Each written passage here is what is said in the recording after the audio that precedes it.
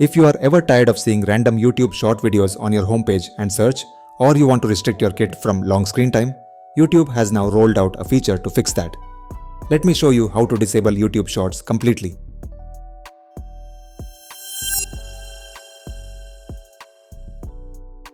It's very simple.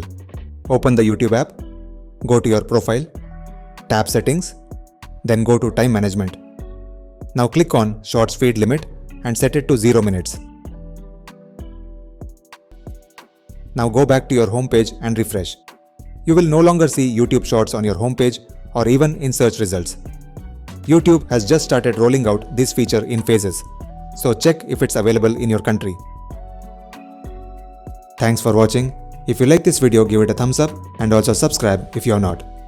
If you have any questions, please drop a comment. I will be happy to answer them. I will see you on the next one. Until next time, take care.